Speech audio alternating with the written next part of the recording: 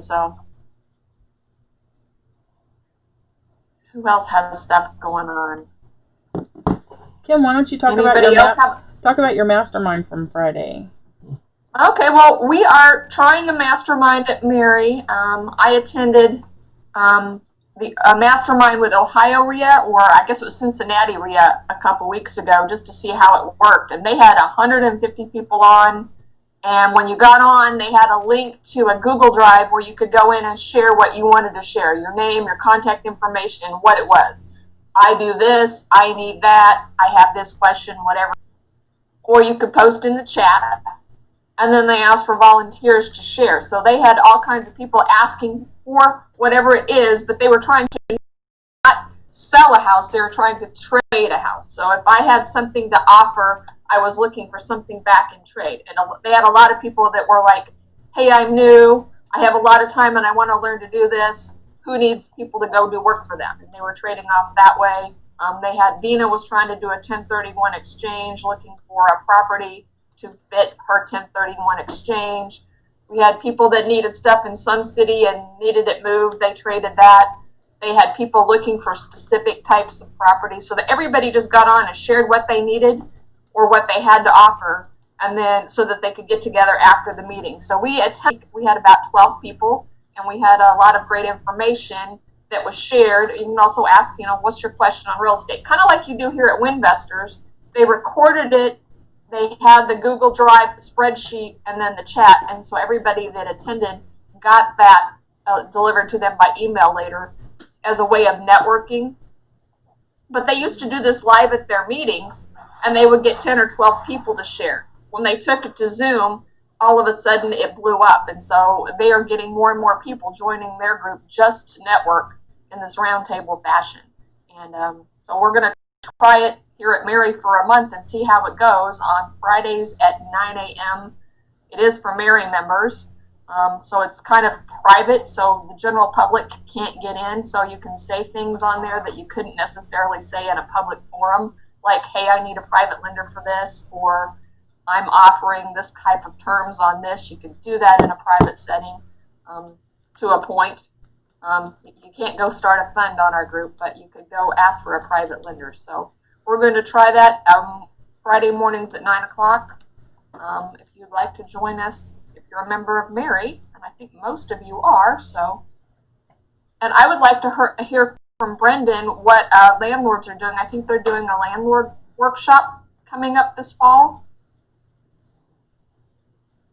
Yeah, I've been working with Johnson County Housing Authority, and we've been planning a workshop. It's basically a tenant landlord workshop, so there's going to be a tenant portion where they're going to invite some tenants that are involved in these programs, and just other things to go over how to become a good tenant and how to get involved with these programs. They're going to have several speakers, and then they're also going to have a landlord portion that covers some of the landlording side of working with some of the assistance programs and things like that. So there's supposed to be some more information coming out. I'm not in charge of all that, but once that comes out, then I'm just going to push it out to everybody. And it's a free event that you can register for. It's October 4th. I want to get that out to our groups too. Yeah, I'll get you the information as I find out more about the exact times and everything. Awesome. Okay, well, this is just absolutely nuts. Didn't share over there either. No, I'm in Zoom, but it won't let me pull up my share screen. So I hit share content, screen. No, I don't want that. This is the most maddening thing, and it won't sign into my OneDrive. They must have made a change in the way the system works, and now it's not going to work for you. Right. Maybe. It's just a mess. So anyway, I will just talk about it. It's just blank. It's just basic point slide, so I've just got it up, and I'll just talk about it. So the first slide that I had that I was going to talk about is just, there's a lot of us on this call, and several who experience these sorts of things, and without getting into people's private business and etc. I just wanted to point out first off that September is Suicide Prevention Month, and everybody should be really very, very much aware. A lot of us in ways that you wouldn't expect. So please pay attention to your family members and your friends. Check in with changes and do those sorts of things for us. It's more important than you know. We get phone calls. Of course, I've got phone calls here recently, even just kids in general, youth, really losing their last part of their senior year and everything, and different things happening, and coping and everything. I think we just, with September.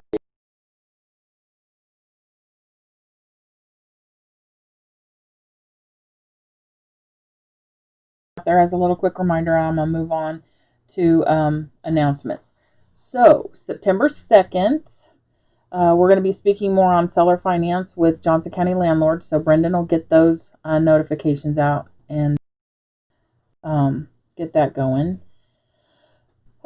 We plan to start going back to in-person hybrid meetings at PlexPod. We expect to probably do that mid-September. I want to get past everybody's going back to school dates, which I believe is the 8th of September. And so sometime after that, we'll be going back to hybrid meetings where we'll be at PlexPod and we'll do the Zoom and the Facebook and all of that for those who can't or just don't want to attend. And then those who do want to attend can come and we can have some human connection and get back in the swing of things.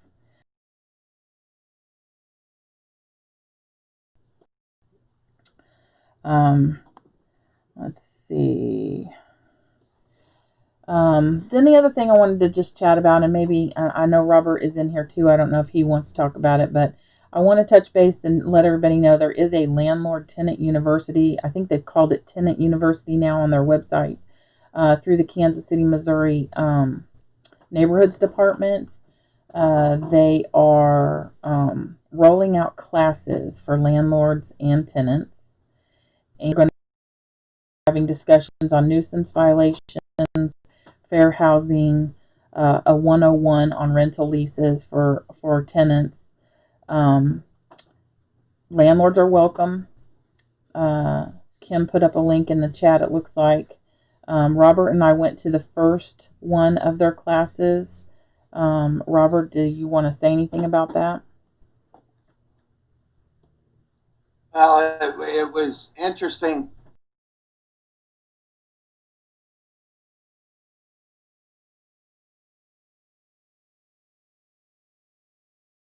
It's a new thing, but even when they talked about healthy homes and the existing legislation, it didn't seem they had a real great grip on how things should be working.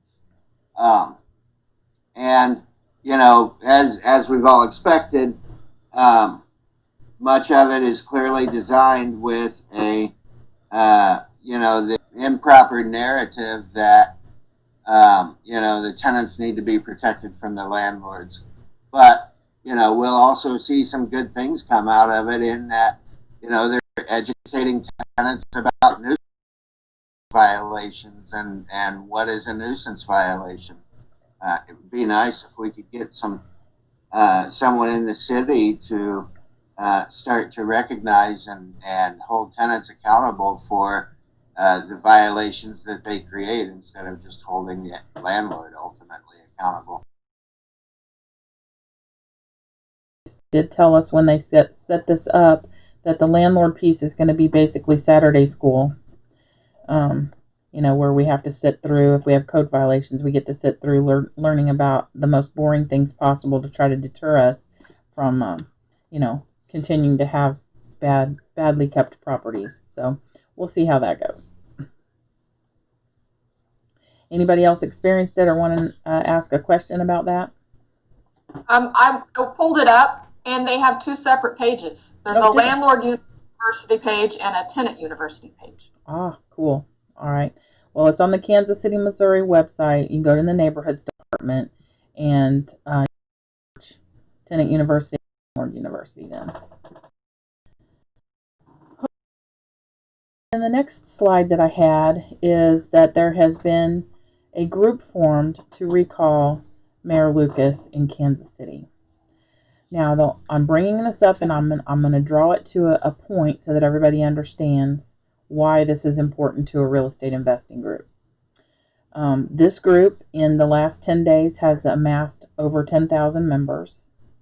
They are collecting signatures for a recall of the mayor. Masks is a small part. Overreach is a large part of the issue. Standing disruptive organizations is some of their issues. Standing with Casey tenants and not listening to landlords is one of the issues, on and on and on. So, why does this apply to a real estate investing group? It applies because who our leadership is matters. Policy making matters, and it affects what we do. I think we're seeing a movement in the world, in the United States, towards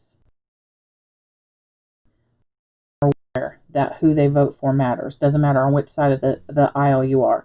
Who we vote for matters, and it matters to what we do on a daily basis. So, for an example, on my slide I have what happens when policy affects the economic area. Values decrease.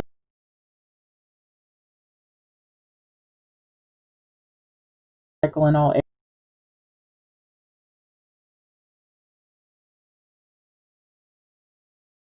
policymakers are creating things that are good. Then productivity is up, values increase, the economy benefits, jobs are created, rents get paid, income increases, and it becomes a positive cycle. Anybody have any input on how policy affects the economy?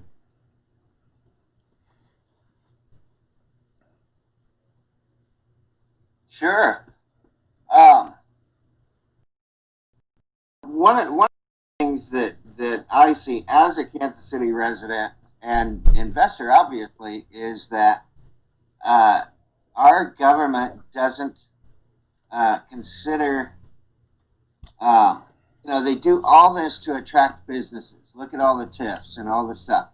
And they don't consider us as businesses, and they don't even recognize how essential that we really are. They don't value what a housing provider is and does. And that's really problematic. And we're starting to see that. I was talking in our meeting last night. I've been looking at researching, I've been doing some research on properties that are currently for rent or for sale in the South Kansas City area. And you can see that properties now, rents have really gone up. I attribute part of that to the hostile environment that we're operating in. But the simple fact that the mayor will meet with the tenants and literally in bed with the tenants from the first night in office, but he refuses to meet with the housing providers or consider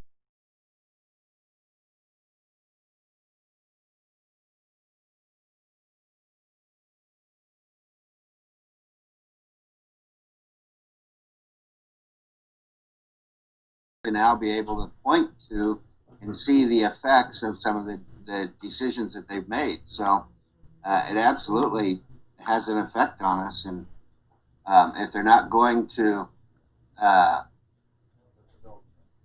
recognize or look at it, the issue as a rounded issue and look at all sides of it, they have no business running our community. So, thank you, Robert. The thing that I wanted to kind of segue into, and I think this will be what our larger discussion is so all of those things in policy affect the economic realities of real estate and other things. And I wanted to kind of talk about commercial as a really big eye-opener that I had in looking at some presentations this week. For example, it was brought to my attention that large buildings, like in New York and different places that are large commercial buildings, and one tenant is 75% of their space. And that one tenant hasn't paid rent since March. What does that do to NOI on a commercial building?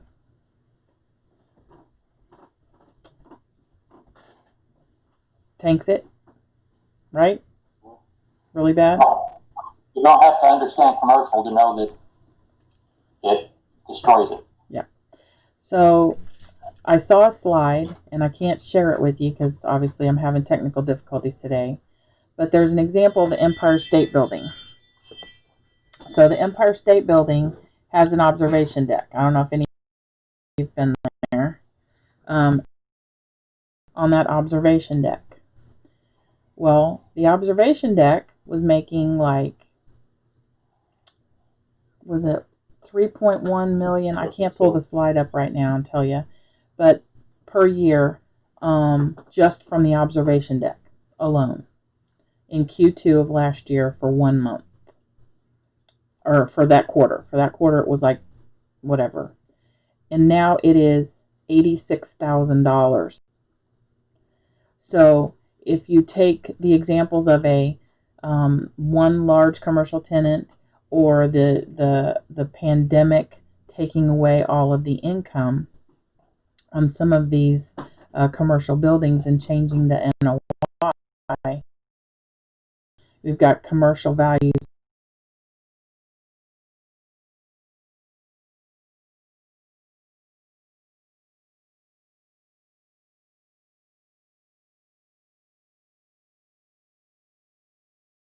building owner, you're going, it spells disaster. If you are not a commercial building owner, it spells opportunity.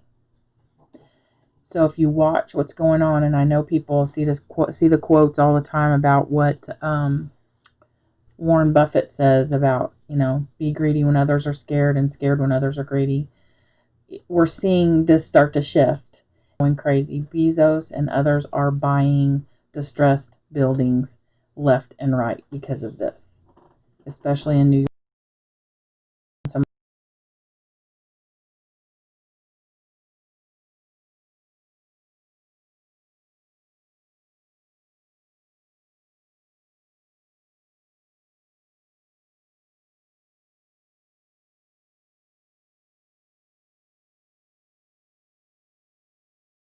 This week on Facebook, I don't know, there were several people that participated in it, but this is also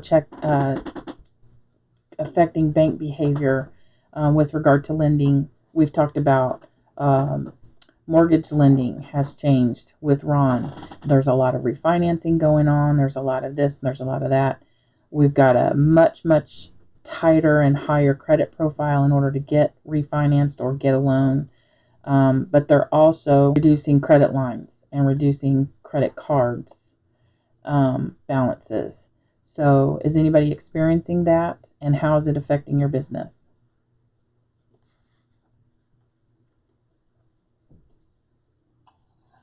Well, I put that one note on Facebook, which is true. The bank cut my line of credit $1 million just with a phone call. Said it's $1 million less now. Oh, and by the way, we're changing the contracts and we're going to charge you $500 for the privilege. So, I can still operate, but $1 million makes a big difference, right? Mm-hmm. So, it's happening, and it never been late on a payment, never shorted them a dime, not a penny, and won't be shorting them a penny. It seems to be, they're just, I don't know if they're, the loan committees, are just tightening up, and they have to satisfy the underwriters, and I get that. I totally understand that, but it's certainly affecting us out there. Well, and they have to be seeing that you as a housing provider are vulnerable in the age of eviction moratoriums and all of that crap. What I saw in one of my other groups that had some of these statistics is that they're plumping up their loss reserves. I think that's what the name of it's called. Is all the banks are shoring up their loss reserve accounts. We're seeing that Wells Fargo and Chase and all the big four lenders out there are busily buying back assets from the GSEs. So things that the GSEs then insured and took the loans on or bought the loans in the secondary, Wells Fargo and Chase and B of A and all buying those back in.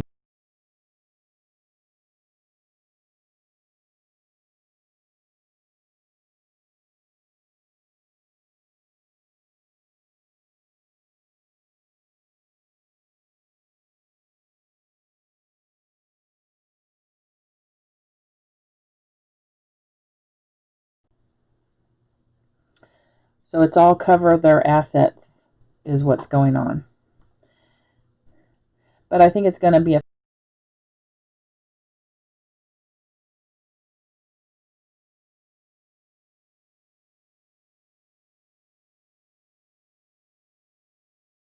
but if all of a sudden that changes, that their credit limits were dropping 30 and 40%, you lose that, and then all of a sudden this delicate balance that everybody has developed topples. So what is the prescription to prevent this becoming a problem for people? I think we need to be beefing up our reserves as well, or should have been beefing up our reserves just as they are. It's everything impacts the other, and when you see the bankers doing that, tightening up, we also need to be doing that. I remember when the pandemic started, I went into kind of a cash preservation mode and, not, just getting that reserve for the unexpected. And so that's what they're doing. So it just trickles down through us. It's wise to pay attention. Well, not exactly what you're talking about, Michelle, but I did have one credit card that I missed a payment on by 2 days, and I immediately got a late payment since like the last 7 years. I immediately had my credit line reduced from like $9,000 to $1,000 on this personal credit card, and my credit score is still in the mid sevens. So that was a little excessive.